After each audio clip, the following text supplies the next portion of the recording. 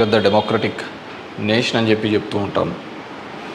కానీ ప్రతి చోట కూడా ఏం జరుగుతుంది, ఏం జరిగిందని నేను 2014లో చూసా. దొంగ ఓట్ల ఎక్కించుకునే కార్యక్రమం, దాని మీద విపరీతంగా ఫైట్ చేయడం జరిగింది. తర్వాత దాన్ని ఆధార్ కార్డుతో లింక్ చేయాలని తీసుకున్నారు, కానీ మ్యాండేటరీ కాదు అనేది కూడా ఒక లింక్ పెట్టి తీసుకున్నారు. ఎందుకంటే మనకు అలా దరిద్రం ఉంది. గ్యాస్ సిలిండర్లు కావాలన్నా ఆధార్ కార్డుకి లింకు కావాలా, లేకుంటే ప్రతిదానికి ఆధార్ కార్డుతో ఉండాలి అని చెప్తారు. కానీ ప్రజాస్వామ్యాన్ని నిలబెట్టేది మాత్రం ఆధార్ కార్డుతో మ్యాండేటరీ కాదు అని చెప్పి ఇచ్చినారు. మరి మిగతా దానికందరికీ మ్యాండేటరీ ఎందుకైందో, దీనికి ఎందుకు ఖచ్చితంగా ఇవ్వాలి అనేది మాత్రం మరి ఆదేశించలేకపోయింది. సరే, వాటి మీద దొంగ ఓట్ల మీద అదేవిధంగానే ఇప్పటికీ కూడా ప్రతి నియోజకవర్గంలో 10 నుంచి 20,000 30,000 వరకు దొంగ ఓట్లతోనే ప్రజాస్వామ్యం గెలుపోవటంను డిసైడ్ చేసే పరిస్థితులు ఉన్నాయి. కానీ నన్ను ఎట్లాగో ఎలక్షన్స్ అయిపోయినాయి, ఓడిపోవడం జరిగింది. కానీ దీనికి సంబంధించి ఏ విధంగా ప్రతి ఒక్కటి చోట కూడా ఈవీఎంస్ అనేది ఇప్పుడు పెద్ద క్వశ్చన్ మార్క్. ఏం జరుగుతుంది, ఏ విధంగా అని చెప్పేసి డే 1 ఈ ఎలక్షన్ ప్రాసెస్ అంతా కూడా మనం చూస్తే తప్ప, ఎలక్షన్ ప్రాసెస్ చూస్తే కరెక్ట్ ఎలక్షన్స్కి ఒక వారం 10 రోజుల ముందు, నోటిఫికేషన్కి వారం 10 రోజుల ముందు అక్కడున్న ఎలక్షన్ కమిషన్ మెంబరు గోయల్ అనే అతను రిజైన్ చేస్తాడు. ఎందుకు రిజైన్ చేస్తాడో, ఏ దానికి చేస్తాడో తెలీదు. తర్వాత అంతకుముందు వరకు ఉన్న ఒక చట్టం, ఒక ఎలక్షన్ కమిషన్లో ఒక మెంబర్ని అపాయింట్ చేయాలన్న దానికి ప్రధానమంత్రి, ప్రతిపక్ష నాయకుడు, చీఫ్ జస్టిస్ ఆఫ్ ఇండియా ఈ ముగ్గురు సమక్షంలో ఎన్నుకోవాల్సిన దాన్ని మళ్ళీ ఒక కొత్త చట్టం తీసుకొని వచ్చి ప్రతిపక్ష నాయకుడు, ప్రధానమంత్రి, క్యాబినెట్ సహచరుడు అని పెట్టి తీసుకొని వచ్చి ఒక కొత్త వ్యక్తిని తీసుకొని రావడం జరిగింది. అది మనం అందరం కూడా చూడడం జరిగింది. కానీ ఏం చేస్తారంటే బ్యూటీ ఆఫ్ డెమోక్రసీ, ఏ విధంగా కావాలంటే వాళ్ళ ఆ విధంగా చేయడం జరిగింది. ఈరోజు నేను కొన్ని ఉదాహరణలతో, నేను ఆంధ్రప్రదేశ్ దీని గురించి మాట్లాడితే మీరు ఇట్లా ఓడిపోయినారు కాబట్టి ఏమైనా చెప్తా అంటారు, ఏమైనా మాట్లాడుతూ అంటారు, ఏం అప్పుడు లేదా ఇప్పుడు లేదా అని కూడా మాట్లాడుతూ ఉంటారు.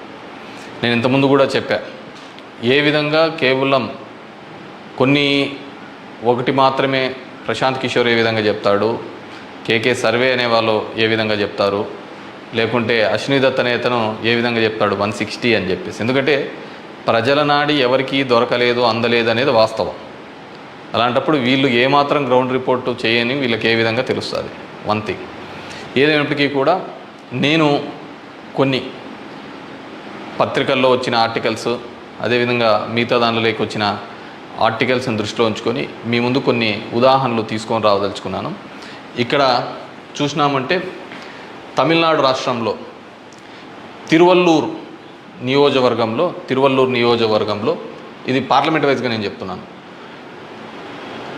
టోటల్ 14,30,738 ఓట్లు పోల్ అయింటే, కానీ ఈవీఎం మాత్రం కౌంట్ చేసినప్పుడు 14,13,941 ఓట్లు 47 ఓట్లు చూపించాడు. అంటే 16,791 ఓట్లు కౌంటింగ్ చేసిన దానికంటే పోలైన ఓట్లు తక్కువగా ఉన్నాయి తిరువల్లూరు అనే విధంగా.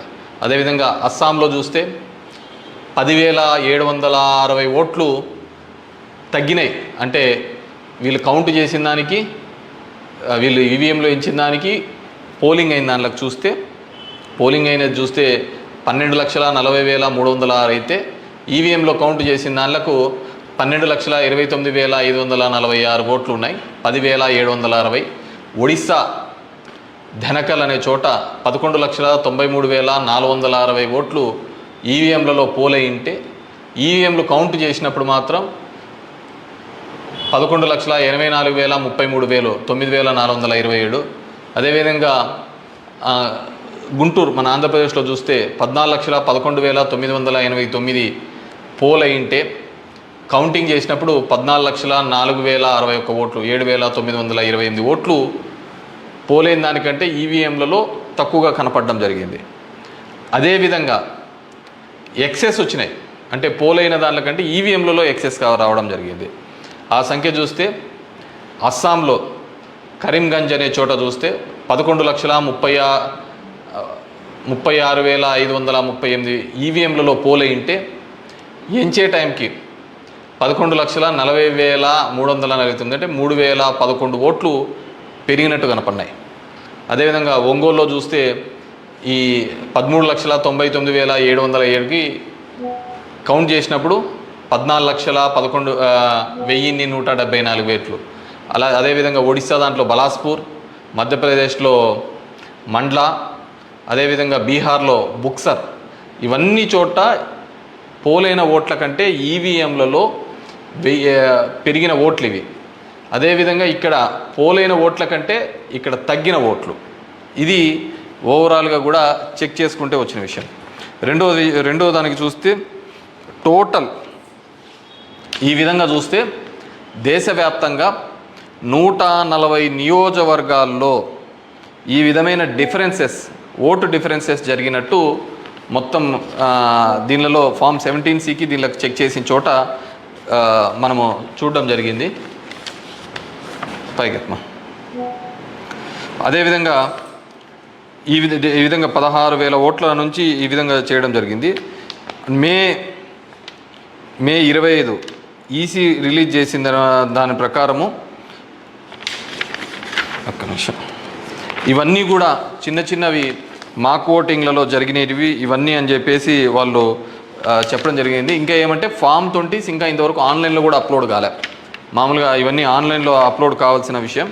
ఎందుకో అవన్నీ చెప్పచ్చు, లక్షల మెజార్టీలలో వస్తున్నప్పుడు ఈ 1000, 2000, 3000 ఎందుకు ఈ విధంగా అని చెప్పేసి నేను దానిలో కూడా కొన్ని ఉదాహరణలు చెప్తాను.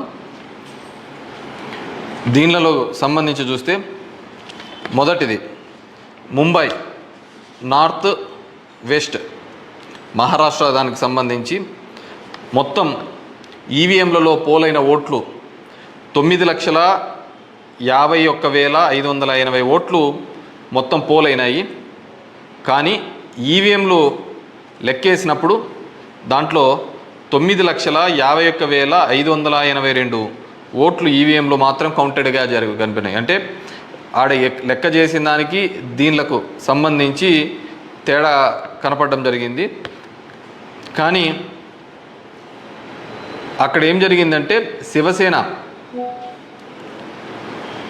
యూబీటీ అభ్యర్థి డిఫీటింగ్ అమోల్ గజనన్ అనే అతన్ని 48 ఓట్లతో మాత్రమే అక్కడ ఓడించడం జరిగింది. అదేవిధంగా సెకండ్ కేసులో చూసినాము